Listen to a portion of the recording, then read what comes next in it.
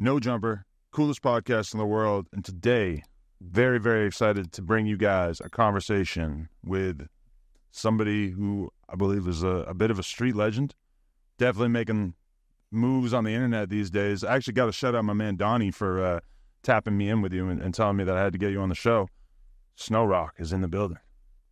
What's up, everybody? What's up? What's up? How you feeling, man? Man, I'm thrilled. This is big time. You know what I'm saying? I'm small time, and now, you know what I'm saying, I'm getting called up to be on No Jumper. This is like big time for me. I don't know what I'm doing. I'm just feeling my way out. It's all new to me, so I don't want to call us the big leagues because I got respect for all the smaller platforms that have helped, elevate people like you. But for sure, I keep an eye on, what's going on with all the more local platforms that do their interviews in the park and shit like that. And so, I at some point I just watched it, and I feel like the way YouTube is these days in terms of like what people want to see, they see somebody like you who's got a real strong personality and is just super authentic, and that's just catnip to the people out there.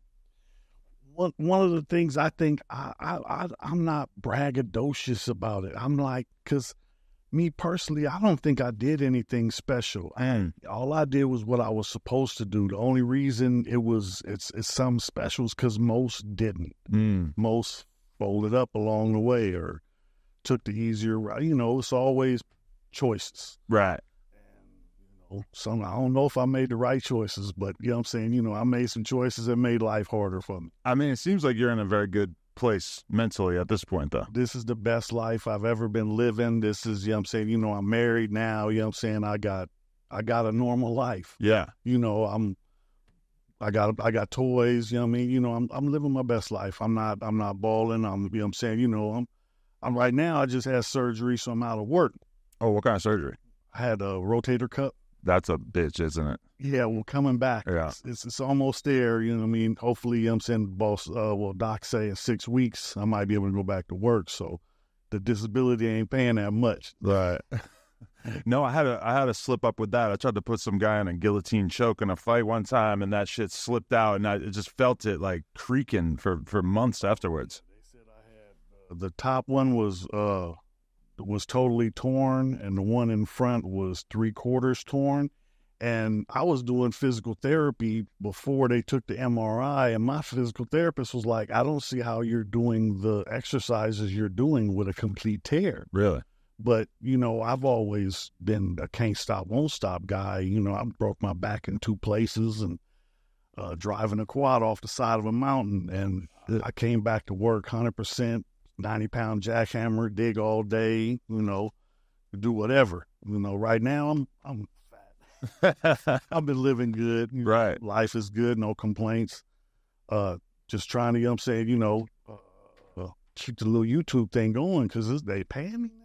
Right. So I'm a hustler. So any hustle I can get, I'm trying to jump in.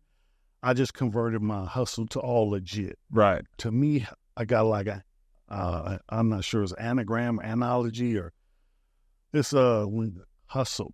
How you survive through life every day. Oh, that's an acronym. But there you go. Yeah, I feel it. So, I'm saying, that's how you survive through whatever it is. Some people hustle, they go and they mop a floor. When I got out of prison, I was like, man, I'm tired of living in a box. I got to do something different. You want something different, you got to do something different. But it's kind of crazy because if I had gone back to you when you were, 10, 11, 12, 13 years old, when you were first kind of getting into shit, and I had told you, hey, all this street shit, you could have a wife, a good job, nice little house, take care of your business. Do you think that would have been attractive to you at that young age, or do you think that it was too important for you to prove yourself and go through your hero's journey that you went through? When I was little, I wanted a reputation. That was all I wanted. Right. And now it's like, I got it. I'm like Bigfoot. Everybody heard of me, but nobody seen me because I've been stuck in a box for decades. I spent over 20 years in the California prison system from one box to another box. Definitely. So you get tired of it after a while. If you have a chance, man, you still got a couple marbles left. You got to do something different. Right. So I got out. I started doing things different. I got a job, living my best life. I work hard. I work for a really good company. They done a lot for me. They helped me because when I got out mentally, I wasn't all there. I was in a sober living because I needed a place to stay. Right. Didn't have no family left. But then after that, it was like I was struggling. I didn't know how to live. I couldn't sleep for the first 2 weeks because my cell door wasn't closed. And if you hear a dog bark, I get to sleep for 10 minutes, a dog bark, car drive by. I'm not used to this. Right. So it took me. When you compare, like normal suburban life might seem kind of boring to certain people, but when you compare it to something like being locked away in prison for 10, 20 years, you come away with a very different perspective. And I even can extend that to all right, last week, some guys that we know in the rap game basically got hit with a crazy-ass murder indictment. I'm not going to lie. Once I got done feeling like, holy shit, I feel for those guys. I hope they're all right. I hope they can somehow beat this. I was left with a little feeling of God damn, I'm thankful that I get to sleep in my bed with my wife tonight and play with my kid and not have to worry about that. I'm glad I didn't make those choices. Granted, I'm from a very different walk of life than the situation that led those guys to get into those situations. But, I mean, compared to being locked in that box, suburban life sounds pretty good. Yeah, no, you know what I'm saying? Because I like I said, I still live near my neighborhood. I was, closer, but the people sold the house that I was living in, so I had to move. And it's like everything is going up in San Diego. I don't know about up here, but everything, they charge you paying for the weather. Right. No, same here. Sometimes I'll mention what rent I used to pay in Long Beach, and I've had people laugh in my face, as in, absolutely, you're not getting a 2-bedroom for $1,200 out in Long Beach these days. And I'm like, oh shit, I'm very disconnected. That was 10 years ago when I used to live out there. And I guess throughout the pandemic and all this crazy inflation and shit, that's just a memory now. Yeah, but that's the thing. I want to own a piece of San Diego. You know what I'm saying? One of my homeboys, Cricket. I don't know if you ever heard of him, but he make music. He producer. He in one of his raps, he's talking about how we claim the hood. We out there willing to die for the hood, but we don't own none of it. None of it. Right.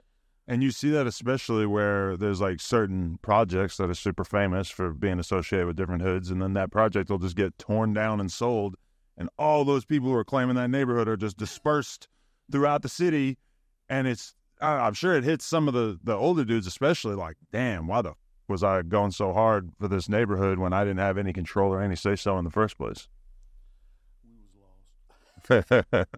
So, okay, that's the thing that people I think are the most fascinated by. Take me through what your childhood was like and what the situation was like for a white boy growing up in San Diego to get involved in all the shit that you got into.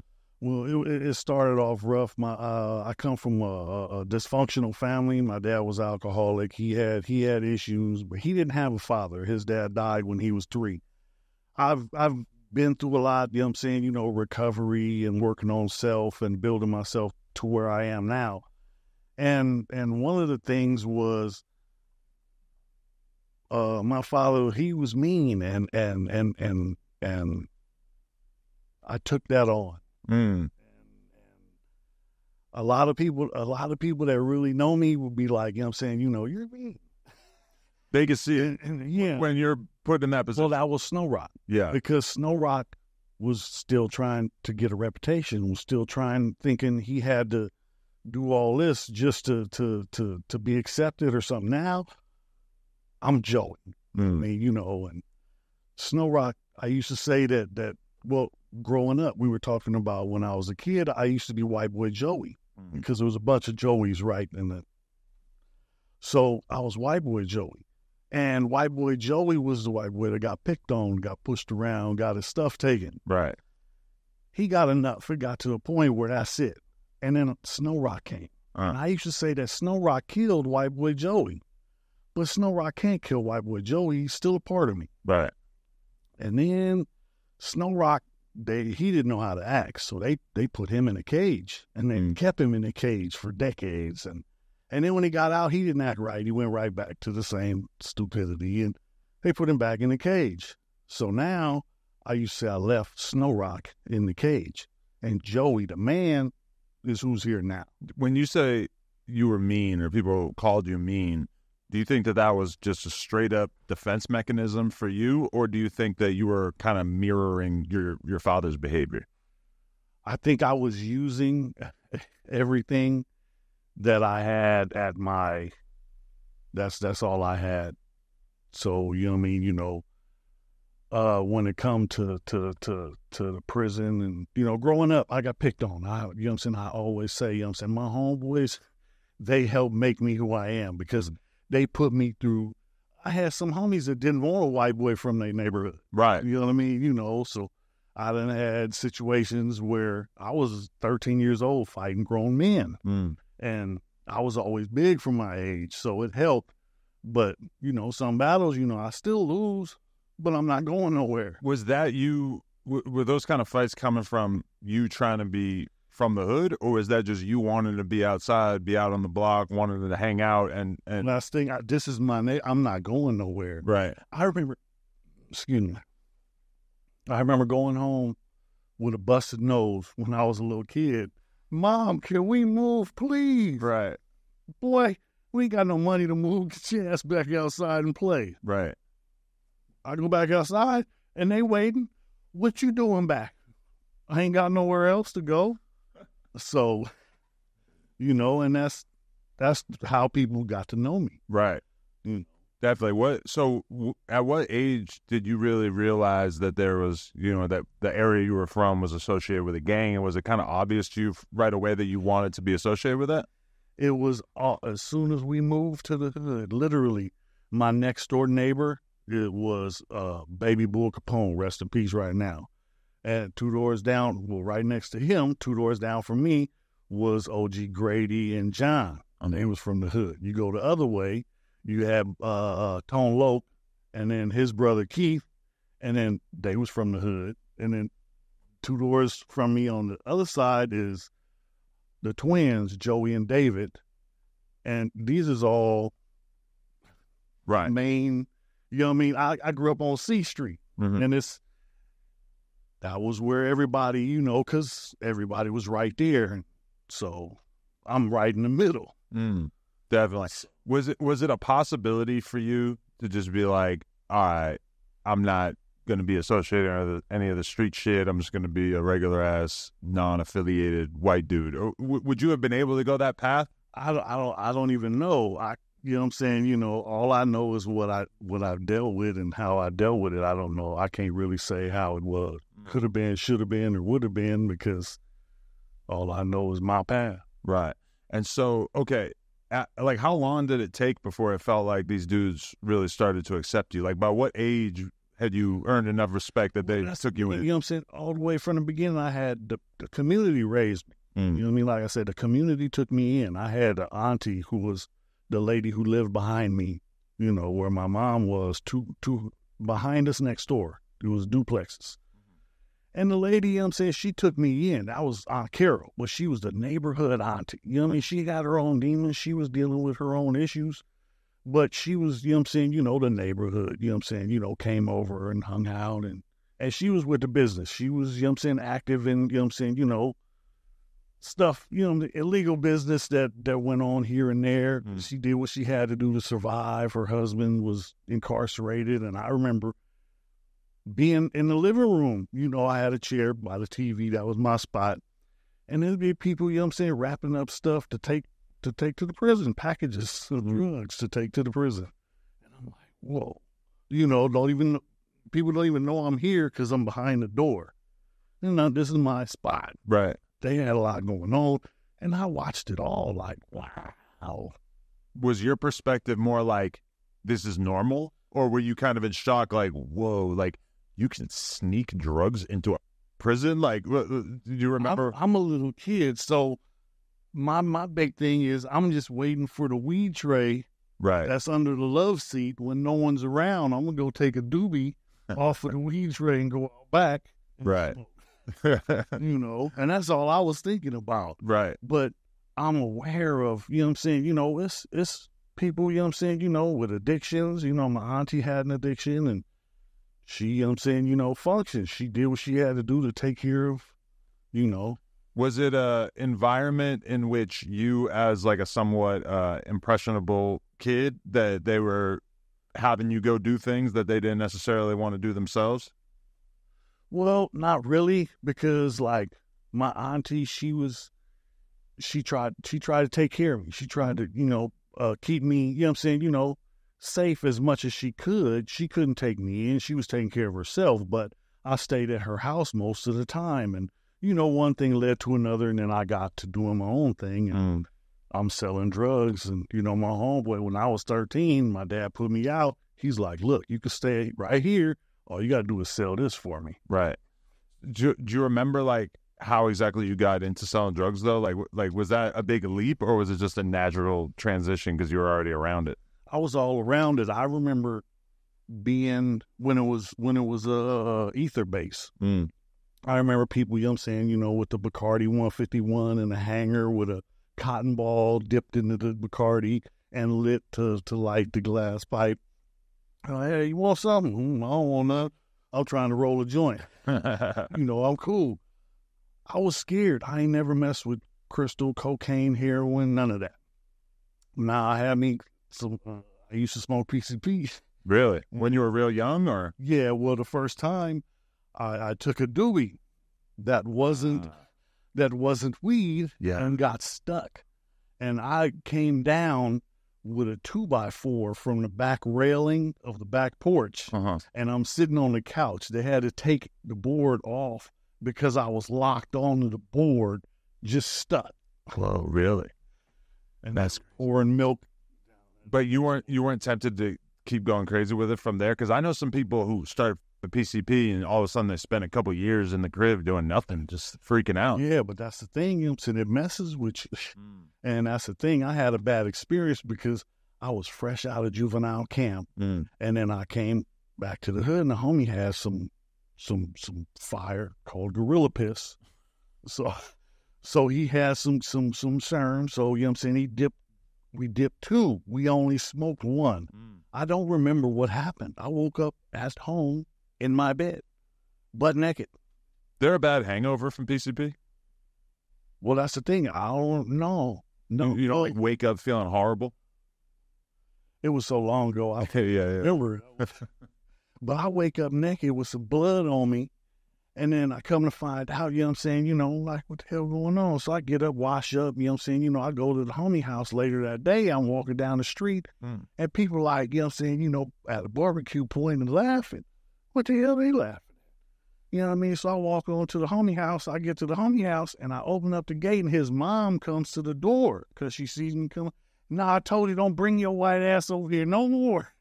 And I'm like, what the hell? Then the homie came out looking like Elephant Man. Right. And threw my clothes at me. You would beat his ass that bad? Well, I don't know what happened, but I got shermed out, took my clothes off, and then beat him up because he was tripping on me because I took my clothes off. I don't remember none of this. I wake up at the house the next day. Holy shit. After that, I'm done. You were done after that, really? Because in my neighborhood, I'm the only white boy. Right. And now I done got butt naked and walked through the set. So it was some homies that clown me about that for some years. Right. And as a white dude, you don't want to get put into the bucket of psycho, drug addict, weirdo type activity, right? Yeah. I feel like the PCP could get you there pretty easily. Yeah. So, okay, you shot somebody when you were 9? Well, that, when somebody broke my mom's jaw. Okay. Because we were the only white family over there, so people didn't like it. Right. So, at the time, I didn't understand. But through the dealing with how everything, the people, our families got tight, but in the beginning, when we first moved over there, they was tripping because we was white. My dad was fighting with one guy, and then the other brother, and his mom and his uncle were 2 doors down on their property, and my dad is fighting in front of the house on the ground with his brother. And then my mom comes out to the fence. We got a little chain link fence about yay high around the yard, and my mom comes out to the fence and said, "Bitch, why don't you just leave us alone?" Because his mom is the one, Right. So because my mom called his mom a bitch, the other dude hit my mom. Yeah, that'll do it. Yeah, so That'll make a 9-year-old go get the strap. I have no other, and that helped the reputation. Believe me, you know what I'm saying? Because there's a lot of people, you know what I'm saying, leave that crazy white boy alone. For sure, that's the start of a reputation right there. Leave that crazy white boy alone. You knew the gun was in your house, but had you ever thought about grabbing it before that or no? I've shot it before. Oh, you already had? Yeah, it was a rifle. It was my uncle's. You know, shot with a rifle? Yeah, I had to go get it out of the attic. Right. And when I pulled it down, the box broke and everything, bullets and everything went everywhere. So the clip that goes in it is like, I think, 3 or 6 round clip. I'm not sure, you know what I'm saying? But I can't put that in because I don't know where it's at. So I'm just putting in one shell, running out, boom, run back in the house, go get another bullet. So you did this a couple times before you hit the guy? Well, no, I hit him the first time. The second time I missed. Oh, really? Where'd you hit him? In the leg. In the leg. Yeah. And was this just like an immediate explosion? Like it's already a crazy fight, but then you do that and it's just... Oh, yeah, because... I can't even imagine. But now, you know what I'm saying, I don't remember, I was a little kid, I was crying. So I remember my dad taking the gun from me and saying, help me to go get mommy. Yeah. So my mom is asleep on the grass side of her jaw. The jaw broke. So it's turning purple. So the police pull up because we're right across the street from the police pistol range. You better not be shooting them. Right. So, come right over. When they come, my dad got this rifle. And they draw down. I'm a little kid. The neighbors come out and they get my dad. And the neighbors come out and say, it wasn't him. It was him. And I'm like, I'm 9 years old. I'm going to jail. So all I got was like summary probation. Okay. Yeah, because what the f are they going to do with a 9-year-old? Like, I don't... Normally, you can't really charge a 9-year-old with anything, right? But then I guess if they shoot somebody, it's like, you gotta do something. Yeah, So you just basically went back to normal life after that? No. Oh. No, it was years. Our families, like I said, our families got tight. And one day, you know what I'm saying, because I told my mom I was going to kill the dude. And then, you know what I'm saying, one day, you know what I'm saying, when I was selling, you know what I'm saying, I'm out on the block, it's late night, nobody around. A dude, you know what I'm saying, he was the older homie, now he's a crackhead, and he's coming to buy something. I couldn't do it. I put the barrel in his mouth and cocked it. I couldn't do it because our families had got so tight. Okay. His nephew was like one of my best friends. We used to build model cars growing up. Our families got tight, so I still wanted to. Still part of you, like even just picturing my mother with a broken jaw makes me feel like, oh, I could almost do anything if that was what sparked this off. Yeah, it was. I'm glad. It's good you had that self-control. Glad I did. A lesser man would have jumped out the window. Yeah. Damn. Okay. So when did you? I'm trying to keep track of a bunch of different crazy incidents that I've heard you mention on other podcasts and stuff like that. But at some point, you broke or you attacked the vice principal at your school. Was that around the same age? 7th grade. So that was 7th grade. So fast forward a few years. Yeah, this is before I got kicked out of Gompers because Gompers is junior high, right in the hood. Right. So it's a known school, and it was during school I was ditching. And I had went out to the park because my neighborhood park is Gompers Park. That's 47 Park, right? So we used to go out, hang out with the older homies that's out there. Let me hit the beer, whatever, and go back in, go to school. So we go out there, hang out as much as we can. And I was coming back from ditching, but I was out at the park and wasn't nobody around. It was just me. It looked like somebody pulled into the park, it was some blood, so I dipped into the school. And, I went into the bathroom. So I'm in the bathroom, and now I just got chased, I feel. But, it was probably just a car, and I was just, being spooked. So I'm in the bathroom with somebody. I turn around, I fire on, I don't know who it is, but I figured, they got me. So I better hit him, and there's the vice principal. And I'm like, oh, shit. So I take off. I go to my locker, take my jacket off, put on the sweatshirt, try and change up, go to my next class. 10, 15 minutes into the class, the monitor comes in, hands the teacher the note. Mr. Patuka, I need you in the office. So what was the punishment for that? Oh, no, that was it.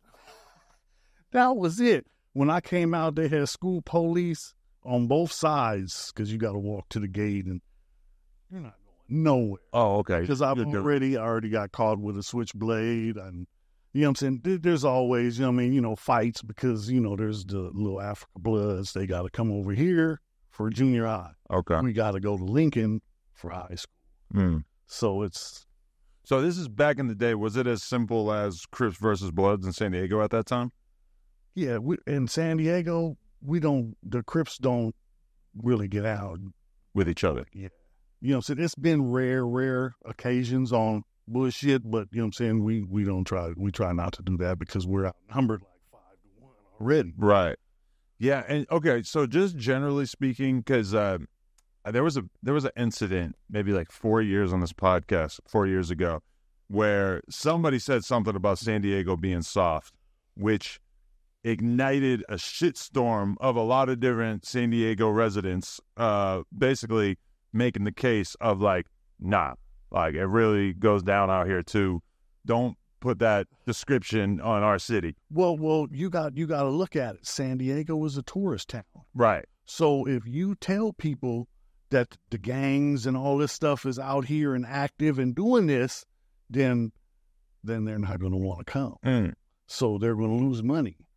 So, I remember J.O. Felony was trying to do videos in San Diego. They wouldn't let him film anything in San Diego. Really? You know why? I didn't know, you know what I'm saying? But San Diego has to keep an image, and we don't scare white people. Right. They're going to come and spend money. Definitely. I mean, honestly, it's like any other city where it's like you can go to the touristy-ass areas and you would probably have no clue that there's some bullshit going on. It's like that in L.A. It's like that in New York. You go to Manhattan, it's like it don't really seem like there would be all kinds of crazy shit going on there. It's in the neighborhoods. It's in the projects. It's always like that. Right. Okay, so you get kicked out of that school and then you just have to switch to another school? How does that work? First one, Pops kicked me out. Oh, I thought your dad kicked you out because you knocked him out. Yeah. Oh, that was because of that. No, that was afterwards. And that happened, and it's like, I'm saying, why do I have to go to school? Right. But I educated myself during my incarcerations. My first time in prison, I got my GED. My last term in prison, I got I think I need like four more classes to complete my A degree.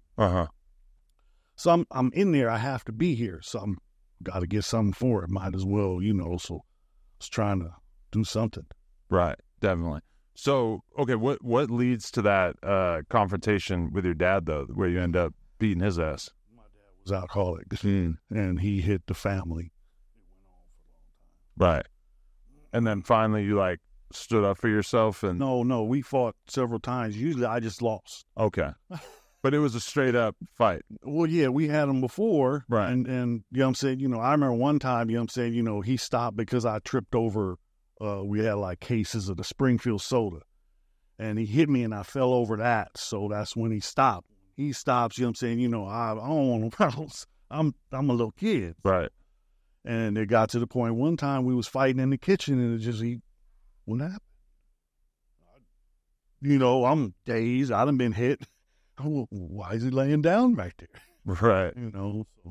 So you just go to your room, and then I thought it was over because usually when I get whooped, you know what I'm saying, go to your corner, he's gonna go to his bottle, and you know what I mean. But did you make sure that he was all right, or you just left him incapacitated on the ground, sleeping on the kitchen floor? As a grown up, I think of that like, oh wow, that's a scary proposition because you never know if he could have maybe not woken up.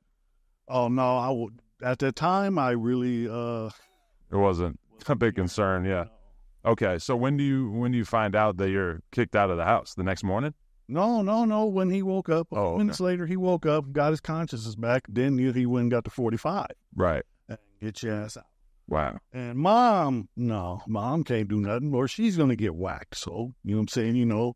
I remember my first night, I tried to stay. We had a clubhouse in the canyon and the bamboo trees, right, and all those cardboard and old carpet on the ground. And this was a clubhouse.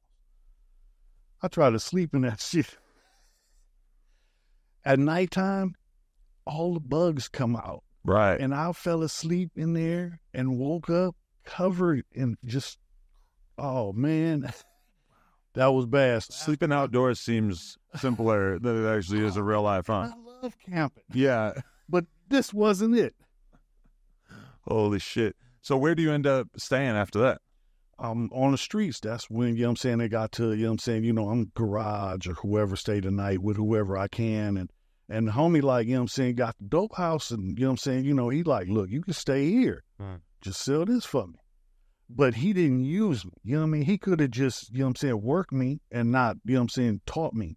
But he taught me the game. Right. So by the time I'm 14, I got so much dope I can't sell because I got to sell his dope first. Right. And now mine is getting stuck in a jam in the back because his has to be sold first. It's his place. So he's giving you X amount per day? Well, yeah, I get a cut for, you know what I'm saying, selling this much. Right. So my cut sits until his is gone, and then I sell mine. And then I stack up my money, and then he goes to re-up, and I put in with him. So now I can't get rid of all this. And he's like, man, look, get your own apartment. How the hell I'm going to get my own apartment? I'm 13. He's like, man, get that crackhead to put it in his name. Give him a money order to pay for it. Give him, you know what I'm saying, a little hit, and he'll do whatever you want him to do. Sign whatever you want him to sign. Wow. So, we had scanners, you know what I mean? We thought we were high tech. Right. Because I'm thinking, sometimes I see people talking about how difficult it is to get an apartment these days and all the background checks and Google searches and all this crazy shit that they got to go through. So it's pretty hilarious to picture like a 13-year-old kid taking a dope fiend and making him do it. Yeah, well, that's the thing. Money talks. Yeah, definitely. Holy shit. But, okay, so you had your own spot at 13? Yeah. And would you say that you're running a tight ship, or are you letting all kinds of bullshit go on here? No. You know what I'm saying? This was business. This was the spot. You know what I mean? This is how I survived. You know what I mean? When the house got raided, I wasn't there. I was on the block, because as a youngster, you know what I'm saying, I was on patrol. So, you know what I mean? Because I was the white boy, I was the one, where somebody sees, white boy Joey, go get white boy Joey. White boy Joey, get him. And if I don't get you, they don't get me.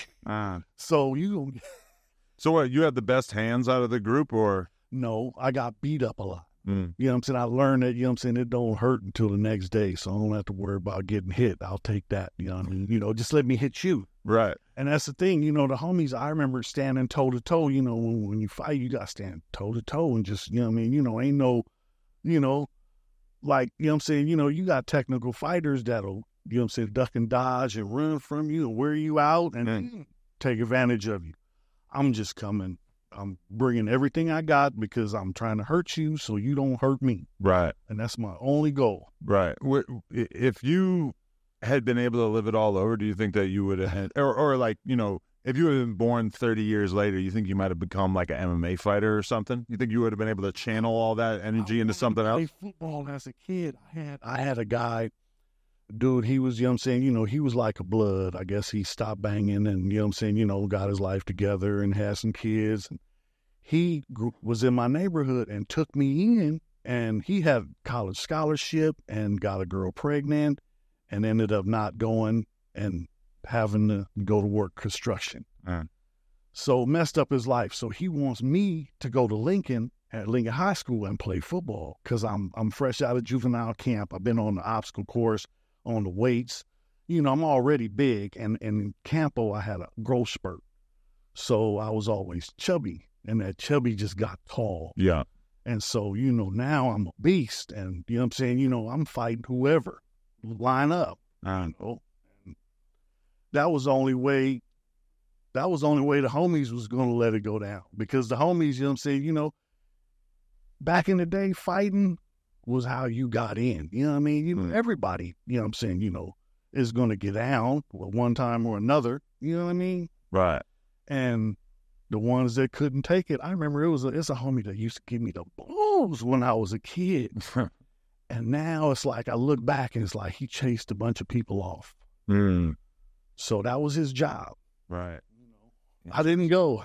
Do you think, like, being white, was it a detriment? Because, if they're looking for the white dude who just did a crime, it's pretty easy to spot you out of the neighborhood. Or was it good? They come straight to my house.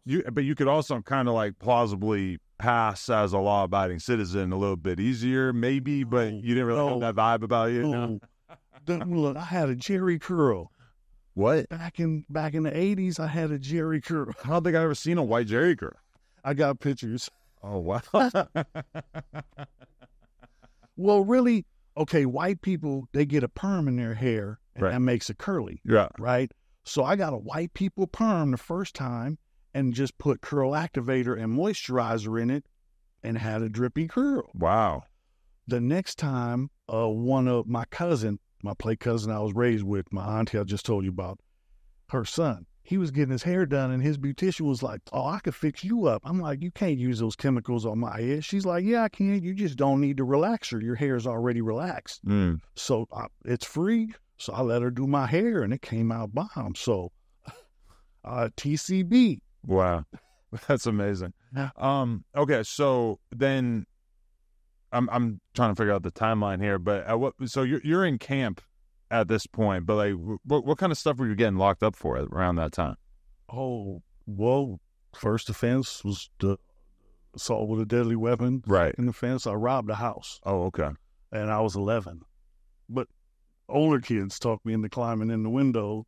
Did you have... Stole some burritos out of the refrigerator, and a phone, and a calculator. So you weren't really sure what to take? I was a little kid. Calculator. They talked me into doing this, and then I'm looking for food, and they're looking for money, and I don't know what's going on, and then they're running out, and I'm running after them, trying to grab something. Right. So just grab something. Mm-hmm. And people see us. We live on one block over. All of us live one block over. Holy shit. How'd you get caught? They told the cops? Everybody. They searched you and found all the shit? Yep. Wow. So, you know, that was my second offense. So that was one juvenile hall. And then I got out on house arrest. And they had the little ankle monitor. Uh-huh. And I had to talk into a thing of voice checks or something like that. I'd wait until late at night. Take Pop's car keys, push the car down the hill because Pops had an old Dodge Dart. I had to push it down the hill and start it and let it run for 20 minutes before it warmed up enough for me to drive. Really? It was a bucket. But I'm a little kid, and all I'm doing, I'm going to the alleys, and it's a dirt alley. I pull into the dirt alley, I get the back wheels on the dirt, and just peel out. Uh-huh. And I get to the end of the alley, and I pull out, and I go down another street, do it again. Go by the club, Dad's, where everybody hangs out at. I ain't got no shoes on. You know, I'm a little kid driving. Hey, man, give me a ride down here. How about it? And then you'll see, here I am. I turn the car off around the corner, let it coast down the hill, and pull it right into its spot. So you just wanted to be outside. You were just trying to have some cheap thrills. I'm a kid. Yeah. I'm trying to, you know what I'm saying, you know, but so I got caught for that, and then Pop said I hit him. So that was, you know what I'm saying, get out. And that didn't get you in prison though, right? No, that sent me to juvenile camp. Okay. Camp for me was like, you know what I'm saying, best time, fun time, because I could be a kid. And I ended up going to camp twice, you know, but up there was other kids and you could be a kid, you know, every now and then you might have to fight or something. But, you know, even when I first got to camp, I remember, you know, the second time I got there, as soon as I got there, you know, I got into it with the biggest bloods that was in camp because he banged on the homie. Right. And, you know, because I came from court, so I had court clothes. The homie, he's all blued up. So the dude banged on him, and I banged back. And dude like, what is this? Boy, you know, so he found out. Did you feel like in situations like that you were constantly kind of having to prove yourself because people just assumed from the color of your skin that you weren't going to be a threat? Yeah. Yeah, that's the thing. I felt like if I lost a fight, more people are coming. If I don't, you know what I'm saying, you know, put my all, and I'm, you know what I'm saying, you know, I've been in fights where I remember in prison as Nazi lowrider, dude named Oak Tree, 6'6", red hair, swastikas, big old, and hit me in the back of the head while I was taking a piss. Couldn't give me the fair one, you know what I'm saying, try to dope feed me. Right. And still, you know what I'm saying, couldn't do nothing. Then the police got involved, you know, because once you fighting, making noise, push the button, here come the police. So we ended up going to the hole. Then when I came back, I knocked out the shot caller in the day room, and the police seen it. The white shot caller? Yeah, the Nazi lowrider shot caller. Okay. And so when you're getting locked up, is it more likely for you to have beef with like Bloods, or is it more likely for you to be beefing with these Nazis? That's the thing, you know what I'm saying? It's the whites. Ever since I was a kid, everybody was telling me, boy, don't ever go to prison. Them white boys gonna kill you. Really? So when I came to prison the first time, I thought, I went from level 1 to level 4, well, to level 3. I paroled from Corcoran in 94, but I only stayed out 7 months. So I came right back, and now I got 9 years with 80%, so I'm level 4. Whoa. And I went to Lancaster, and as soon as I hit the yard, it was, I'm here. Look, anybody one-on-one? Because my homies, I told my homies, look, as long as it's one-on-one, I got this. You know what I mean? Don't let them jump me.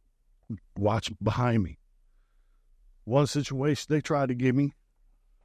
Dude hit me. I got stabbed behind the ear. I got 6 stitches. I was laying down in the grass like this, and we was watching the basketball game. Now, this is the black area. Whites and Mexicans don't come through this area. A white dude comes through. He's the hitter. It's some other Crips, some East Coast Crips behind us. And me and the homie from West Coast right here. And they see the white boy going through the crowd, and they making a joke. Look, that white boy said, he'll whoop your ass. He's joking, with the homies. Right. But they see the white boy through our area. Can you just get a little closer to the mic, sir? And then they're like, oh, cuz, they just hit Snow. Because the dude hits me and cuts. So I thought he socked me. I don't know, I'm bleeding. So I chase after him, and when I do, this is the plan to get me away from the blacks. The other Nazi lowriders are coming, and I don't know. But the East Coast Crips that was behind me, they jumped in. It was even a Blood. It was a youngster. His name was Posse from Swan, and he got down. It was a Samoan from SOS. It was 3 East Coast Crips, a Linwood neighborhood, just people seen it was cracking and just cracked off. And the white boys that tried to get me got cut off. Really? And the dude that stabbed me, I got 6 stitches. He got 13. I ended up slamming him on his face and he hit the curb. Was it constantly like that, where you were just dealing with white people who were pissed off about you choosing to affiliate that way? Well, that's the thing. When I knew it was coming, I knew my homeboys, had been telling me. And I had one homeboy, I used to think he was trying to punk me out. Like, man, you know what I'm saying? Just when you go to prison, just go over there with the white boys, just tell them you don't bang, and you'll be all right. I'm like, man, you think I'm a punk? You think you know what I mean? And I was mad at him. And then later on, it took me a long time to realize he cared. He was one who really cared. He didn't want me, you know what I mean, to die. And it was, it's been a couple of times. I've been stabbed here. I've been stabbed here. In retrospect, though, would that have been too much of a compromise of your morals to just act as if you weren't from where you're from? That's what I couldn't do that. Yeah. Because that's the whole point. I wanted a reputation in my neighborhood. It wasn't for nowhere else. I just wanted the people in my neighborhood to know this is, you know what I'm saying, Crip stands for Community Revolution and Progress. I'm part of the community now. Now I'm doing active, community stuff, trying to do some positive stuff. Right. Because, that bullshit, it ain't about nothing. I don't want to see none of my homeboys and go to jail and do life, and I got too many of them in there now. Right. I interviewed this dude, Garrett, who at one point was basically like a shot caller, skinhead, Peckerwood prison dude. 6'6". Yeah, huge. Yeah. He basically told me that from his prison experience, and I realized because I saw a lot of comments disagreeing with him that every prison's different and there's different norms all over the place. But he basically said, because I was asking him, because I know some white Bloods out here and shit, and I was like, what about a dude who's been banging blood for 10, 15 years, and then he gets locked up in prison? Does he have to roll with the whites too? And he basically said yes, or his life's going to be hell. Realistically, dudes are going to be on him, constantly making it an issue. From your perspective, it was basically like that? It was just It never really like evened out where everybody just kind of gave up and just let it go. Even when the best time I ever did was at Donovan, and I did 8.5 years at Donovan straight, but that was the best time I ever did because Donovan had a lot of money. It was a PIAR, Prison Industry Authority, so you have money-paying jobs, and that provides money. Once inmates have money, what are we going to do? Buy drugs? Party favors. That's the thing. Donovan, I was in Donovan for 8 years, so at one point I was bringing in a 1/4 pound of weed every week. Oh, shit. 2 ounces Saturday, 2 ounces Sunday. And once a month, I bring in an 8-ball just to, cover the female that's bringing its rent. Holy shit. And so were you making a lot of money while you were in there or just able to live well? No, I was doing good. I was putting money aside that the female didn't know about because I met her. I put an ad in the paper. Lonely man incarcerated, looking for love, name and address, nothing else. And that worked.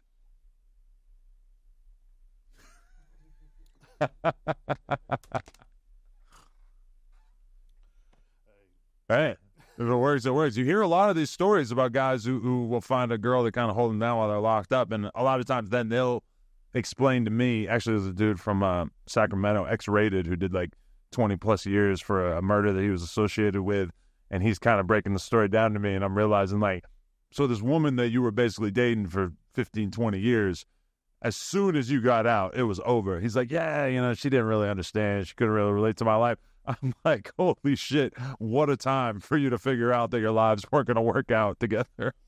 No, because she told me she didn't even have the paper delivered to her house. The paper came and she got the paper by mistake. See my ad, wrote, asked if she'd come visit me. I sent her a visiting form, the first letter. Fill this out.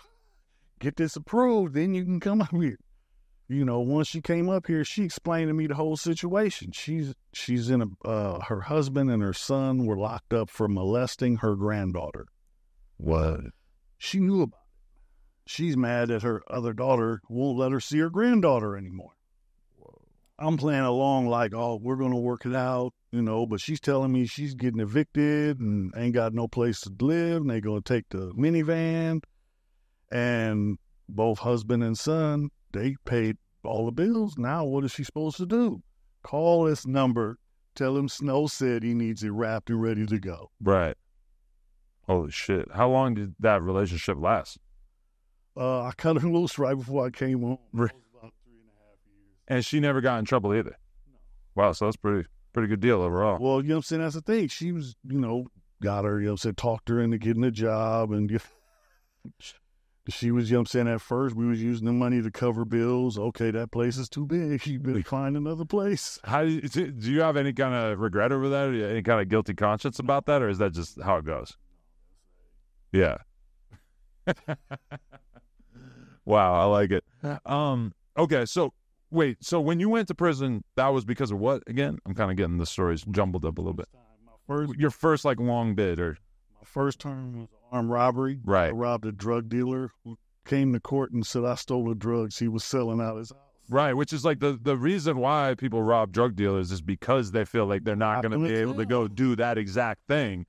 But he felt comfortable doing it regardless? Yes, it was ridiculous. This case, it's documented, everything, but it's so crazy because the dope man and his girl said 3 black people with ski masks came in with guns, with Uzis, and robbed them.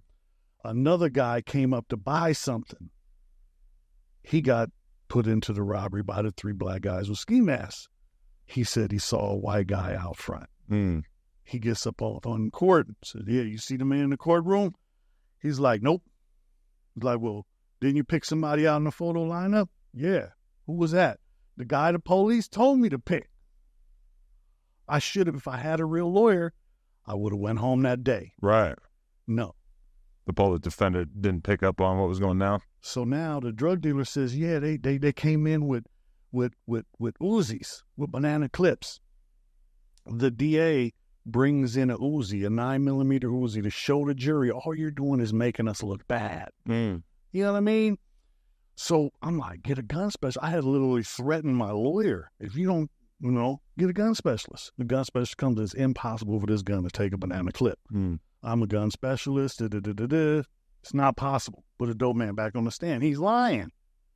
You got him lying. So how can you believe him saying this other stuff? So, Right. So now they have to link me. So they get the dope man's girl to get up on the thing. And she says, who was the first person to come in? Black guy, ski mask with the gun. Second guy, black guy, ski mask and the gun. Third guy, black guy, ski mask and the gun. Who was the fourth person? Oh, that was the white guy. Wait a minute. In the police report, you didn't say nothing about the white guy. In the preliminary report, you didn't say nothing about a white guy. Right. But now you remember a white guy because you have to link me to the crime. Right. And so you end up doing... They find me guilty. For how many years you end up doing for that? They gave me 4. Okay. I ended up doing 3. I was supposed to do 2, but I, cut a little time along the way. And what was your impression of prison compared to the stuff you had been associated with before? No more. I started out level 1, went to Jamestown, got into some stuff there, went to the hole, Chino. As soon as I got off the bus, got into it with a dude that was in the hole in Jamestown. And as soon as they found out I was a white Crip, they wanted me out of Chino. Really? Start a race ride, get him out of here. Wow. So they just throw me on down to Chuckawalla. Go to Chuckawalla, I get out there, and ended up getting into it with a Compton Blood. Then I got jumped by 3 Compton Crips. Really? So, yeah, I was going to ask, like, was most of the disdain coming from the racist white dudes, or was there a similar reaction from some of the black gang members that were maybe confused about who you were?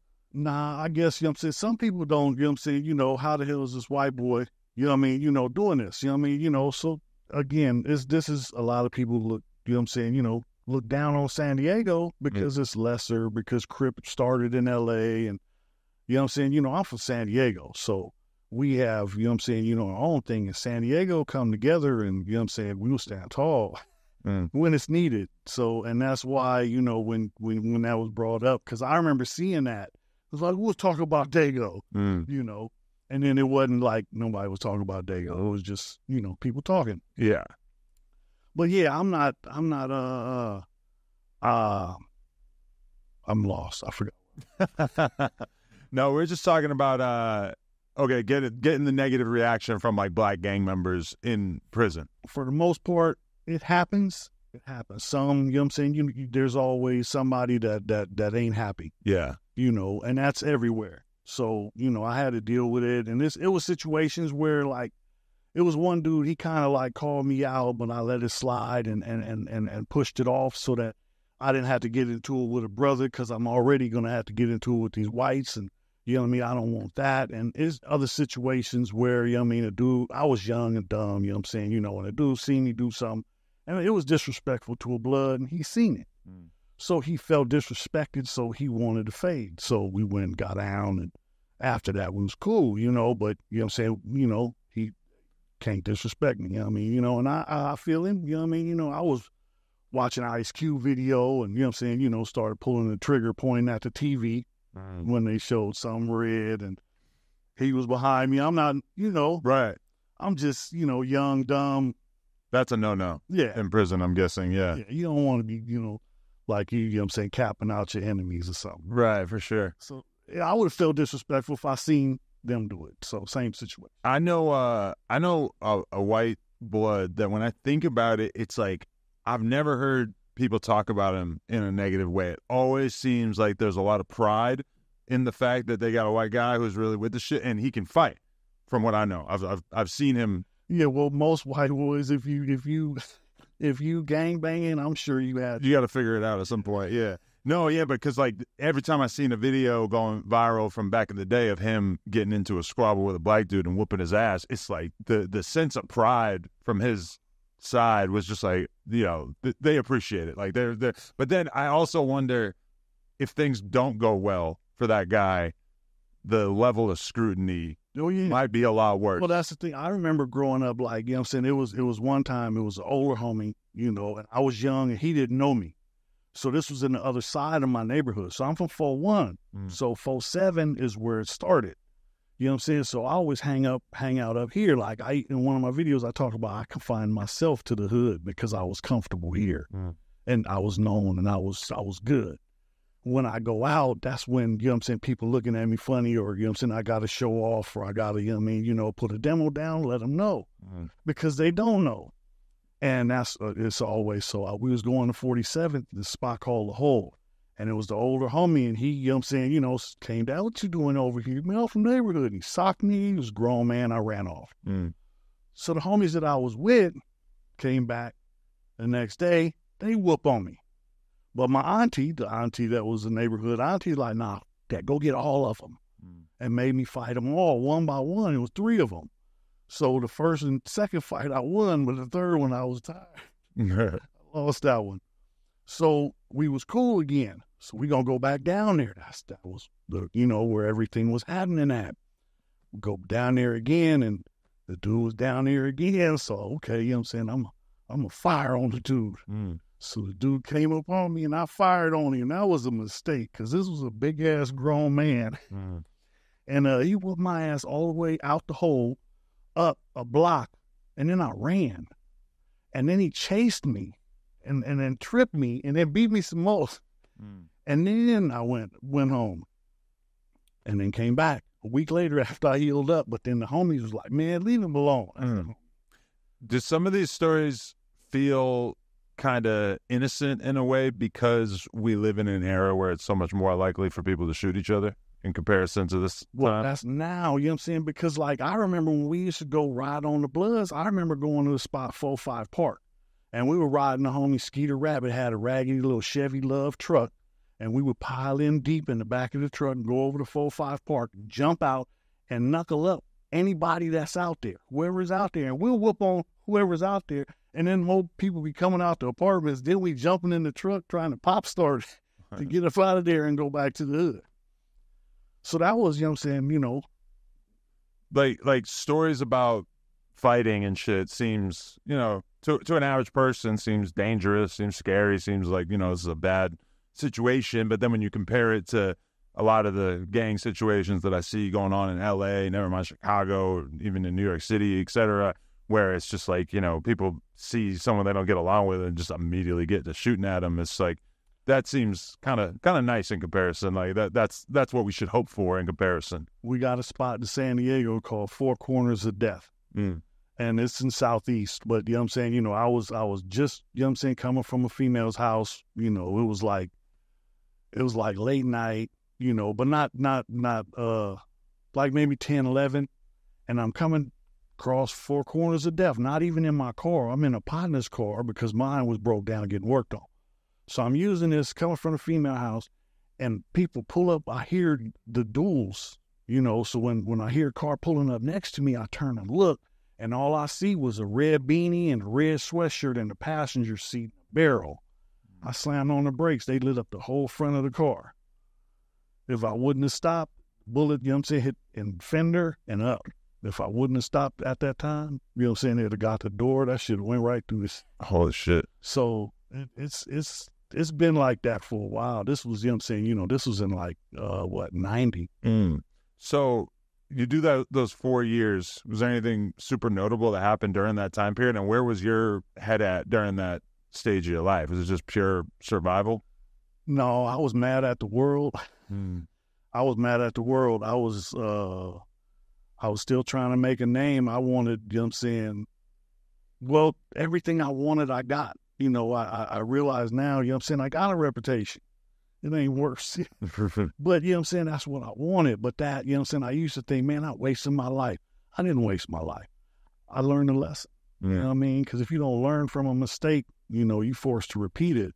And I done repeated a bunch of them. Right. But that whole concept that, like, your reputation or caring about having a tough reputation, that's like a waste. That's one way to look at it. The other way to look at it is, how the would you have survived in some of these situations? Otherwise, like, yeah, it would have been great if you had been able to just, despite the circumstances you're from, clean up your act, go to college, become a lawyer, emerge from all this shit. But that would be to be totally ignorant to the situations that you were raised in that basically required for you to either defend yourself or have a reputation about yourself that would hopefully make it so you don't have to be defending yourself constantly. Was that a question? No, I'm just saying, do you look back at like that concept? Like on one hand, it seems like a waste to like, you know, be concerned with your reputation so much. On the other hand, that's kind of just the environment you were born into. You didn't really have another choice, right? Well, I think you always have choices, and I made the bed, so I had to, you know what I'm saying, you know, I had to ride it out. You know, you choose your path, you don't choose the, you know what I'm saying, you know, the bumps that are on that path. For sure. So you do the 4 years, and then you come home, and what's your mind state at that point? I paroled. My mom sent me clothes. I paroled with a blue rag, a blue Pendleton, some blue Dickies, and some blue Adidas. And my uncle came and got me and took me back to San Diego and dropped me off. I tried to stay with my parents in the hood. And my dad, the situation with my dad, you know what I'm saying, you know, it didn't last long. So now I'm downtown selling dope and, you know what I'm saying, you know, getting my money because, you know what I'm saying, you know, I can't be there, so I need to pay for someplace else. So I got me another place and did my little hustling and ended up staying out 7 months. And then I went down to Tijuana to Club XS, T94, and on the way back, got charged with assault with a deadly weapon. Because you beat up this Navy dude, right? Yeah. And so what? He just talked some shit to you, and you just showed out. The homies been drinking. I don't drink. Right? Never. Never got into it. Best thing you could do for your chances of success in life: don't ever start drinking. To me, that's like I could have spared myself so much grief if I had figured that out earlier. I never really liked drinking that much either. So I'm like, why did I put so much time into that? You're brainwashed. Look at one sporting event in 15 minutes. Count how many alcohol commercials you see. True. Just in 15 minutes. Right. It's, you know what I'm saying, you know, like I think the prison system is set up, you know, they have to have somebody to be the slaves, right? If you look at the numbers, you know what I mean, you know, that's what it is. It's modern day slavery. It's labor. Yeah. You providing jobs.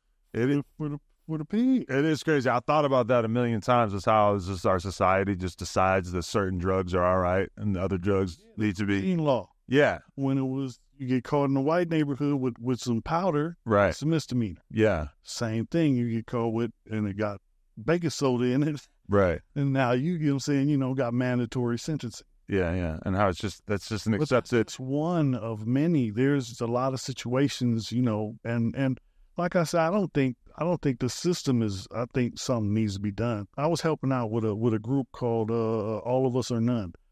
I try and volunteer with I got another friend. He's working with a place called Pillars of the Community, doing positive stuff in the community. You know, trying to do something. You know, I'm still trying to be a part of the seat.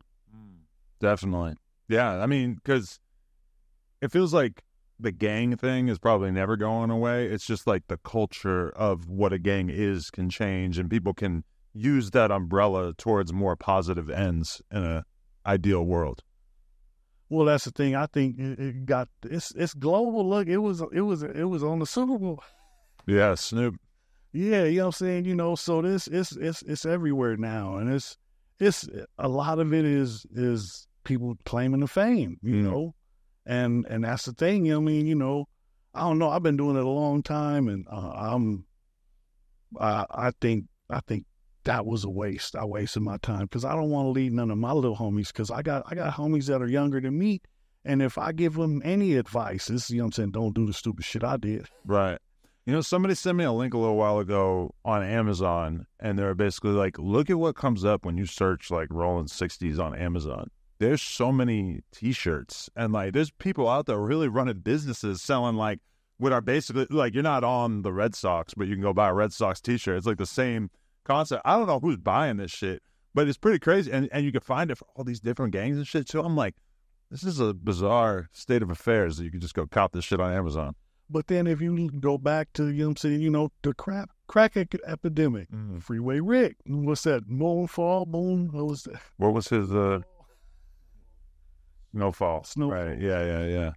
Nah, for sure. So okay, you just get locked up again for this situation where you punched this Navy dude. And then all of a sudden you're just right back in the box. No, it's worse because now it's level 4. So it's not, you know what I'm saying, Candyland no more. Right. So, you know, when I got to level 4, you know, one of my big homies, he told me, you know what I'm saying, you know, he was like, man, look, get you a knife. Somebody comes, deal with it. So, you know, and I'm telling, you know, got moved from that yard to the other yard. And the homies that was there, I'm telling homies, look, as long as it's one-on-one, line them up, I'll take anybody. You know what I mean? You know what I'm saying? This is the way you raised me. You know what I mean? You know, I ain't taking nothing. And literally, one day, I figured that was going to get me. It wasn't until years later at Donovan when I started seeing the light at the end of the tunnel. I was you just going to remember my name. That's it. You just going to remember my name. You thought you were going to die just because the knife shit was so big at that point? Well, yeah, you know, I've seen some tough shit in there. It's one thing when you're just fighting. It's a whole nother level when people are trying to kill each other. Yeah. Like I said, you know, level 4 is a different beast. You know, level 3 is maximum security, but it's not maximum. You know, when you go to level 4, every cellie that I had a life sentence. Really? One cellie had 2 life sentences and then 42 years. It's like, damn, you got to die twice and then come back and give them another 44 years. Jeez. And did you feel like it kind of affected your mentality on the whole thing because of the fact that, like, you're only in there for what? You had 8 years? 9 years? I had 9 years. I didn't want to tell nobody. Right. Because there's people in there, like, literally, I knew a guy who would set shit up. He would leave a cup somewhere for somebody to mess with it. When you mess with it, now you owe. So you either pay or this, you know what I'm saying, you know, and he has nothing else to do. Right. So it was just obvious to you that you're kind of surrounded by the worst of the worst, the people who've got nothing to lose in here and are willing to just come up with the most sadistic plots to just get some shit going. That's the thing, you know what I'm saying, you know, because it was people that were in my face, whites, and everybody, the whole yard is telling me this dude is undercover AB. He's the one telling everybody to get you. But when I speak to him, that's not me, Joey. That's not me, Snow. Was he just lying, or do you think everybody else was confused? He was lying. Right. He was, you know what I'm saying, you know, he don't want, you know, you don't ever want nobody to know. You know what I mean? You know, and he was, you know what I'm saying, pulling the strings from the back. At the time, I didn't, you know what I'm saying, you know, it was a lot. So you were in a level 4 situation for those whole 9 years, or how much time did you end up doing? 4 years. 4 years, okay. Level 4 for 4 years, and then they moved me to Donovan. Okay. Okay. And Donovan was lovely, like I said, you know, because of all the party favors. Literally, one time in a male situation, I had something half pound of marijuana sitting it. Right. Not to me, but to someone else that I could get it and pick it up. And so you were taking part in the weed as well, or you were just selling it? No, well, I would bring in 4 ounces a week. 1 was for me and the homies. 3, you know what I'm saying? Right. And, you know, did that just make the whole thing, like, a lot easier? How are you smoking weed when you're in there? Because I've seen some pretty... Smoke, and it was a lot of stuff. The cops, you know, you know what I'm saying? You got cops that let shit slide. You got cops that know what's going on. You got cops that assist. Right. You know, but you got to know which ones are which, because they're not going to tell on each other. But, you know what I'm saying, if one wants to bring something in, hey, I'm fishing. I stay. Don't let me hook you. All right. Would you say that the average CO in those situations is closer to being, like, as f***ed up as a street dude or a gangster, or closer to being a choir boy? No. The choir boys don't last too long in there? It's not a job you would really want to have if you were a choir boy, right? Well, no, see, that brings up a bad situation. Oh, man, a kind of sick story, but, you know what I'm saying, you know, there was a priest in Donovan who got caught, you know what I'm saying, sucking somebody up in the chapel, inmate. Really? Yes. Wow, these priests, man. What the Yeah. That's crazy. Okay. Usually I don't appreciate when I'm watching, like, a prison channel and the interviewer seems like he's got a little bit too much of an obsession with the gay shit. But did you witness a lot of that going on? There. Yeah. There. So you have to, you know what I'm saying, you know, I'm cool, you know what I'm saying, you know, but hey, it's out there. And I'd like, you know what I'm saying, I swear it was a famous homosexual, we call him a Saguni, right? And the Saguni did laundry. So, you know what I'm saying, I'll pay you to do my laundry. I'll give you some weed, you know what I'm saying, you wash my sweats. The punk gave me my sweats back with creases in them. Sweatpants with creases in them. That's odd. Yeah. But, you know what I'm saying, my visiting shirts and stuff like that, they, you know what I'm saying, you know, crease them up, extra, you know, you know, get your shoes, got somebody that shines boots, and, you know what I mean, you know, so you go out there looking your best. What does that do to you mentally when there's a guy that you respect who seems like he's a G, and then you find out he's out here other inmates? Is it like hard to still look at them the same way, or? No, you grown. That's your business. As long as you keep that business over there, Right. you know, hey. Give me a percentage. What percentage of guys who are like doing life end up with that shit? Well, that's the thing. See, when I was in level 4, you know what I'm saying, you know, I had my homie, you know what I'm saying, you know, and he was like, man, you know what I'm saying, you know, never say never, because, you know what I'm saying, you know, he got life. And now, you know what I'm saying, you know, he's stuck. He ain't never going to get out. He's out now. Right. He's got out. But, you know what I'm saying, this was back then when we was going through it, and he's like, man, never say never. I ain't done it yet, but I'm, you know what I mean, you know, it's been 8 years, and, you know what I mean, you know, he thinks about it. I'm like, shit, okay, that's just, hey. Yeah, I had a punk hit on me. You know what I'm saying? It was a black punk named Alice the Goon. Alistair Goon or Alice the Goon. Alice the Goon. Okay. From Popeye. Okay. I do remember watching a lot of Popeye as a kid. Yeah, but yeah, Alice the Goon. Oh, Alice was the girl, right? Well, no, that was Olive Oil. Oh, olive oil, right there. The Goon, Alice the Goon was a big old, you know what I'm saying, ugly girl. Okay, I kind of remember that. Yeah. So Alice the Goon used to do people's hair. I kept my hair braided. I was bald from here, but I had hair around here. And my thing was, look, if there's a riot, don't hit the white boy with braids, because I always had braids in my hair. But it was a joke, because the homie was like, man, cut that shit off. You know what I mean? Calling me Hulk Hogan and shit. He hate that shit. Oh, man, that's funny. But, yeah, I've heard people throw out numbers that like 90% of dudes who are in there for long stretches will end up doing that. I can't imagine 90. 90 sounds crazy. I don't think so, because if you go to like I was on GP and not the S and Y part. So the S and Y is like over, you know what I'm saying, run with, I guess he, she's or whatever. Right.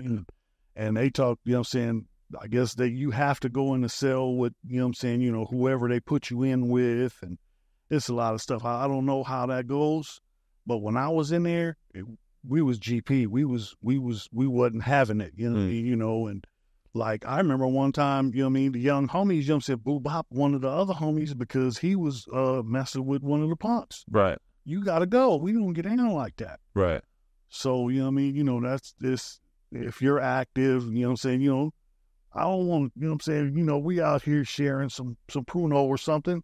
I don't want to share with you. I don't know what you I don't know what you just did up in the cell with that dude. Okay, but the craziest shit that I heard, I did an interview recently with this, it's a woman to man transsexual named Buddha G from Chicago, a GD from out there. And so he's been on testosterone for a number of years now, full beard, everything. Do you, whatever you want to do, go ahead. But he's describing how while they were locked up, I know this is confusing, I'm saying he, but then they were locked up in a women's prison, but basically said that like some serial killer was like locked up in the same prison, a dude, and at one point he decides, I want to become a woman, so he gets on estrogen, and they're basically like giving him all the shit that would make him less of a man and make him more like a woman. They put him in the woman's prison, and then I can't even remember the details, but he ends up doing something up, some kind of crazy rape, assault, whatever it is, to one of the women in there. And this person who is part of that community, to whatever extent, told me that that is a real thing that actually happens in that prison, is that men are getting put into the women's prison just by getting on hormones. But I mean, this seems like it should not be happening. Like the president needs to stop this. I know that because that's the thing. I've seen, like, you know what I'm saying, other races. Okay, I remember my first time in county jail. This was old county jail. This was like my first offense was an armed robbery. So I was in a medical tank because I broke my hand, and then I went up to the other tank after it healed up, and it was on the 5th floor, and there was a Hispanic homosexual in the tank. Mm-hmm. Oh man, you know what I'm saying? You know, I don't know nothing, you know what I'm saying? You know, so I'm on my bunk at night, and then they got the back area tinted up. You know what I mean? You know, that's their area. Every 10, 15 minutes, the punk is going to the bathroom, brushing his teeth, and back to the tent area. Go back, take a shower, back to the tent area. Oh, man. I'm like, damn, that's crazy. I'm like, we just got here. This county jail. You've been in here a few days. Right. You know what I mean? You know, oh, hey, each to his own, but that freaked me out because I'm like, wow. I had never seen it. You know, this was, you know, I've been through juvenile and it wasn't like that in juvenile. So now here I am in adult, and it's like, oh, hell no. What? It's crazy, man. It was, hey, that was okay. Yes. Wild. Whatever.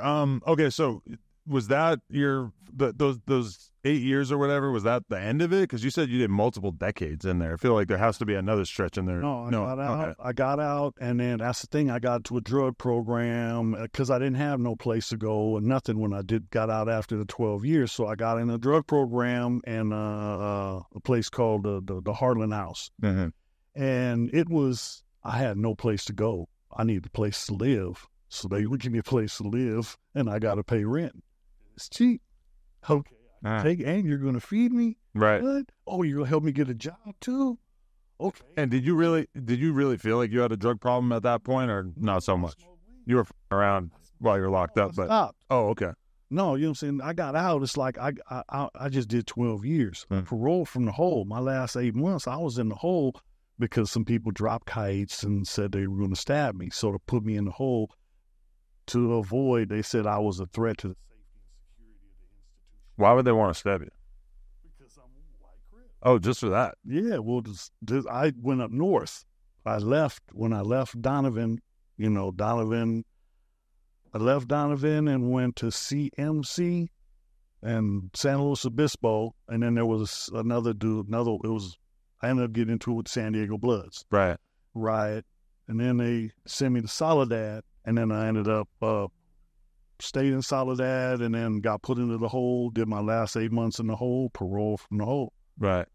So I didn't have no place, no pre-release, no preparation, no nothing after 12 years. So mentally I'm out. Right. And I got out and I went and found a place and got in and started working on myself. Right. And I mean, were you fully committed at that time to rebuilding and creating a life in which you would be able to, steer clear of all the bad shit that you had been associated with before? Well, that's what I was trying to do. I got sober. I was, I'm all legit. So this is my thing now. I'm all legit. Mm-hmm. Still a hustler. Right. I mean, it's just got to be a legit hustle. So at the time, I was going to the police auction and buying car stereo equipment that somebody that was breaking into cars got caught with. And I buy it for pennies on a dollar and then take it out to the Lolos on Sunday night where everybody hangs out at. And, one thing, word got around and now everybody knows Snow got stereo equipment for sale. One time I get pulled over and the police know me. I stand out. So they jack me. I got a trunk full of stereo equipment. Oh, you're breaking into cars again, huh? I'm like, go in my wallet. I got a receipt. I bought all that from you. Yeah. Shit's legit. They feel like they were impressed? Oh, no, they wasn't happy. They wasn't happy. They knew, they was trying to catch me. Right.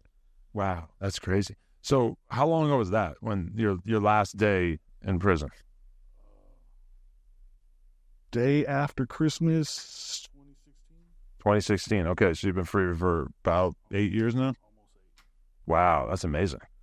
Best life. This is the best. Man. I'm blessed. Now that you have a much more normal life, is it hard for a lot of the people that you're around to understand your background? Nah, it's the company that I work for, they know about it. They know they've helped me work through a lot of the stuff, from in the beginning when I was in a drug program and on parole, and I had to leave early, and my parole officer came to the job. I think parole officers, I think they don't want you to win because then they don't have job security. They want you to fail. Right. So, they made it hard. They tried to twist me and get me in trouble one time with my boss when I didn't even do anything. And it was like, I told my boss, it was like, don't worry about it. It's crazy. Because, all right, I had an experience a couple years back where, because I originally come from like the BMX bike community, and we did a jam at the skate park. A couple hundred kids come. At one point, one of the dads walks up to me and starts asking me some questions about my brand and whatever we had going on this day. And as I'm talking to him, he's got a full face of tattoos, and I'm talking to him, and slowly I'm stoned to start to put it together like, oh, you got a bunch of Nazi shit all over your face, 88s and like weird little whatever. And I'm not super knowledgeable about this world, but I'm starting to piece it together. And it's like, I realized as I was thinking about it afterwards, because I'm kind of thinking, part of me is like, should I tell this guy to get the fuck out of the skate park? Because it's like, okay, if it was a guy wearing a shirt with a big swastika on it, I feel like it's fair to be like, yo, you got to get the fuck out of here. Because it's like, you got a bunch of kids here. Why should they have to look at it? There's probably some Jewish kids over here. They don't need this memory. I don't want this kid's parents to think that this is like what this community is about or whatever. And I'm thinking about it afterwards. I'm like, it's almost certainly a part of his prison past. It's like, kind of like the reality is that if you see a guy who has that shit on his face, it's almost certainly from prison. And it doesn't seem like most of those guys keep that ethos as they get back into the real world, right? From my perspective, that's pretty unlikely. What? Keeping them? Getting out of prison as a white guy and still going around claiming to be a Nazi or whatever. Although I'm sure he has to deal with this idea constantly. Oh, they're out there. They got a whole bunch of them. They got a whole bunch of right. Have meetings and get-togethers and all. I think the system is set up for us to fail. And I'm talking about the Black and brown community. This is all a design. Is this part of the Matrix? I don't know. But okay, if you see a Nazi out in public, do you look at them like a op? Or did you back then, and do you now? I still have issues. Right. I can't be in crowds. If too many people, I have panic attacks. What, too many white people? Really? I try to go to a football game.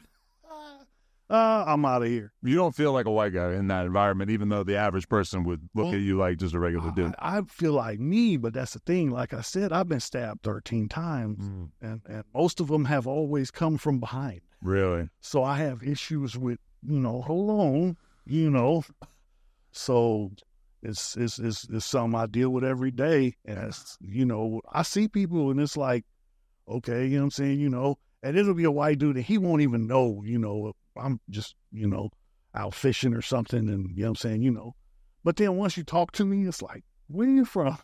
Right. And everybody tells me I'm from the South and born and raised San Diego. I ain't never really been nowhere. Right. Wow, that is crazy. But from your perspective, has there been any close calls over the years where you felt tempted to get back into a more old school way of life, or is it like long in the past? The old school way is automatic with me. Really? I'm trying to train myself not to. I have to think about things 2 or 3 times before I act, because my first mind is the wrong way. My first mind, oh, he got something I want. Go take it. Really? And like, you know what I'm saying? I've seen a few of your shows. Like, I don't watch a lot of YouTube, but you know what I'm saying? I was watching, and you know what I'm saying? All these people up in there with all this Trump jewelry. People look like a meal. I'm hungry. Oh, man. And that's the way I came up. So, Yeah, I couldn't imagine robbing one of my guests, but no, a grimier version, of me would be like, oh, I'm just saying that's how my mind around to do it. That's how my mind automatically. That's the first thing my mind thinks of. Yeah, because that's where that was home. Right. It's just that's not home no more. I already have rappers accusing me of setting me up to basically like run into people they don't want to run into or shit like that, even though I go massively out of my way to avoid situations like that. And you still will get kind of people coming up with conspiracy theories about it from time to time. Yeah, well, I heard you like controversy. I don't know. You know what I'm saying? That sells, right? For sure, controversy is good for business, but I also think people think that I'm like playing these dudes like chess pieces and like trying to create shit like that, when in reality, it really just finds us. Like, we just have a bunch of hosts, they're kind of controversial, and it's also like, this is a big enough platform that when you come on here, if you're consistently on this platform, it's just going to cause a lot of smaller YouTubers to basically like try to poke holes in your persona and try to figure out if you really are what you say you are, and try to find any little detail about anything you've done in the past to try to, throw some dirt on your name, which I almost feel bad when I put somebody on the team, because it's like, and going forward, I probably would give them like a warning speech to basically be like, listen, the amount of scrutiny you're going to be under now, you got to have your program in order, because you got to know that people are going to be on your ass trying to paint you as the worst version of yourself for content. And I don't know. That might lose me some potential hosts if I actually do that. I don't know. But it's not what I want for them, but it feels like it quite often works out that way. You have a lot of people working for you. I was just looking. I don't, you know what I'm saying? I'm like I said, I'm new to this, so I'm just in awe of, you know what I'm saying? You guys, you know what I'm saying, got a lot going on. It used to be a lot more, and as time goes by, I find that I've realized that managing a big-ass crew of people, in particular a crew of people who, in large part, don't really, like, have a lot of prior experience in business or being part of a team, etc. It's like, it just creates a headache. It's just way too much to deal with. And in particular, like, when you're talking about like LA dudes who know enough about hip hop that they can be on a podcast and be interesting and entertaining and shit, from our perspective, it's usually going to be dudes who are gang affiliated. And this just opens up Pandora's box of bullshit of just having, people coming in and seeing each other, and, me realizing like, oh, just because they're both Crips doesn't mean that they're going to get along at all. And they actually have all kinds of drama. And even if it's not between them, it's going to be people casting judgment from the outside. And, these dudes are getting calls over and over and over from people that are basically trying to convince them that they were disrespected. And it could be a lot to deal with. And at a certain point, for me, it's kind of like, oh, shit. Like, I mean, is this really worth it? Yeah, I don't know what happened. I don't know what happened with Spider-Loc. Spider-Loc. Good man. Yeah, I thought, you know what I'm saying, he was, because, you know what I'm saying, man, hey, that was one of my favorite songs, Beautiful World. Yeah, classic. No, I love Spider-Loc. He kind of got swept up in like a big overhaul that we did here where we had a ton of people doing content on the channel. And at one point I just was kind of like, you know what, I'm getting rid of all this shit and we're just going to focus on having a couple shows per week plus the interviews that we're doing. So Spider-Loc, he's a good guy though. Yeah, he's out here. He's living his truth. Okay, so yeah, what is life all about at this point for Snowroc? Like I said, I'm just trying to live life. I got like projects I'm working on. I got a friend of mine who passed a couple years ago, and I kind of inherited his lowrider. So really holding it, I'm gonna play with it for a couple years, and then give it to his daughter because her mom is a drug addict and can't give her nothing. Well, that's dope. What got you into doing content and being on YouTube and everything like that? Was there a documentary about you first, or did you do like an interview first that led to the documentaries coming out? Or nah, I've been trying to get the story out. I'm working on a book. I just don't know what I'm doing. I need somebody. I'm figuring I'm gonna have to pay somebody to help me because I don't know how to do it. I just don't have the financials right now. So, but that's my plan, is to have somebody write it for me, and I give you the get down. I got some stuff that I wrote when I was in on my last term, and it was like 6 months I was just sitting around, and I was just, every chance I get, you got a lot of time on your hands, so it's like 200 pages front and back, and it's only like 6 months of my life or something. So but it's I'm gonna try and get that out, and I'm trying to get somebody to do a real like autobiography about the story, because I plan on doing it in like 3 stories, because like it's the Snowroc story, the White Boy Joey story, and the story that's evolving now. Right. Joey's story. Definitely. Do you has it been weird doing these interviews and seeing these documentaries, and all of a sudden you got all these comments, and a lot of these people don't know you. They probably are trying to poke holes in whatever you're saying about yourself and shit like that. I can imagine for you as being like a real dude out in the streets for so long that it's got to be kind of weird to have to see the comment section from a bunch of people that don't necessarily know as much about your world as you do. Yeah, it was really weird because a lot of people, I was surprised on how positive, most of the feedback was. It was like 95% of the stuff was all positive. Then you got somebody, oh, he's lying, and this and that. And then it's funny because one guy said something negative and somebody else chimed in. He was like, man, look, I'm a white dude. I was in prison with Snowroc. What he said? He said, they told me I got to go stab that dude. I told him that I'm a plumber now. Fuck prison.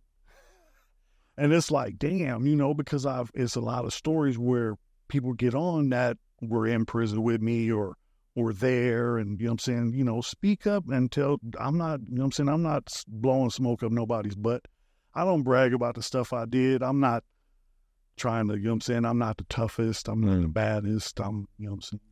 Is your perspective on the streets and gangbanging, I feel like dudes either come away from it with like one of two attitudes. Number one being like they resent it and they wish they had never been exposed to it, etc. And then on the other hand, you'll have guys who, despite whatever bullshit it might have got them in, they just have so much respect and love for the culture that they could never really try to separate from it. Which one do you fall closer to? Second. Yeah. Yeah, I'm always be from the hood. Where you from? I'm from the hood. So I'm always be from the hood. I don't bang no more. I'm not, I'm an old man. Like I said, leave me the fuck alone. Right. But, I still go to, some of the hood day functions and I with my homies and, I'm out in the streets. I'm not hard to find.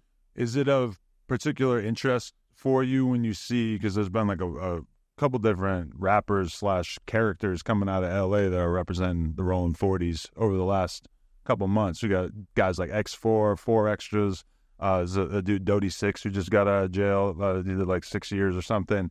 Are you paying attention to that shit in particular? Nah, every now and then I tap in. I got his homeboy Iron Mun. No. I don't know if you know who that is. No. He from 40s. We did time together. It's a bunch of people that I did time with from LA. That know me. I'm not. I'm not bragging. I don't be putting this out there, but I was a shot caller for the San Diego Crips. Right. And that's like not. No, how the hell's a white boy? You know what I mean? Yeah. So. And I'm not bragging and, trying to put a 10 on it. Right. That's probably a good sign that you're not bragging about it, but it also says a lot about how confident you are in your resume. I work too hard. And that's the thing, like I said, I wanted a reputation. I got it. Like I said, I used to think it wasn't worth nothing, but it taught me, if I'm willing to do the work it takes, I can do anything. If I got you and 4 Extras in the same room, that would be some crazy content. That I've never met anybody who's quite a ball of energy like that dude. Okay, that's the thing. I'm slow and old. I seen another one of your videos. You was talking like Ice Poseidon or Ice Poseidon. Yeah. That's a random one for you to click on. Well, I was just going through different ones. Okay, you know what I mean. And I seen that one, and he was talking about damn, I forgot how he put it. I'm lost. I can't remember what he said. I can't imagine what the fuck you would have took interest in from an Ice Poseidon interview. That's interesting. Well, what he was talking about, how he was getting swatted. Oh yeah, this craziness. And I'm like, man, that's way too much. I don't want to deal with all this. For sure, his story is like one that would make you never want to get famous or get any kind of internet attention, because his fans, they may, but he was doing a unique version of like content creation where he would be on live stream and he would just go out in public, and his fans were so toxic that, and there's a lot of fan bases that are like this, but he goes to some random restaurant. The fans, they see the sign as he's walking into the restaurant, so they figure out the phone number. they start calling him the restaurant, saying like, hey, skinny white guy, purple hair, yeah, he's got a bomb. He's a child rapist. He's whatever, like everything under the sun, every bad thing you can ever think of. All of a sudden on the stream, you see the owner come up and say, sir, you're going to have to leave. That's the fun for the audience, is to watch this shit happen. But then it gets more serious too, because they're calling him bomb threats to the cops, crazy shit. And like with him, it was even worse, because he got like a huge mansion like in California, up in the valley somewhere, for him to shoot content out of. Yeah, I heard him talk. He's kicked out of there, and he's out of there in 2 weeks. Yeah, and then he had to move to Texas to kind of. He took like a year off from streaming just to sort of like try to get the toxic element out of his chat and stuff. That was I learned a lot from watching his life story, and realized like, oh, you do not want to turn your life into a absolute war zone for content. It's not worth it. Yeah, that's the thing. It's like I'm small time. I'm at home, just, you know what I'm saying, running my mouth. You know. Definitely. And that's the thing. But I got, you know what I'm saying, I got other stuff, like I got imagination, you know what I mean? You know, like when I was a kid at juvenile camp, we used to play Dungeons and Dragons, but it wasn't Dungeons and Dragons. I've never even played the real game ever. Right. But in juvenile camp and in Donovan in prison, I played. But, you know what I'm saying, it was a game we created. It's just basically the dungeon master comes up with a little land and a story, and we, you know what I'm saying, have a paper character, and we go and battle or do whatever, get high and steal shit and do crazy. We're kids, you know what I'm saying, you know, so we're just killing time, telling stories and shit.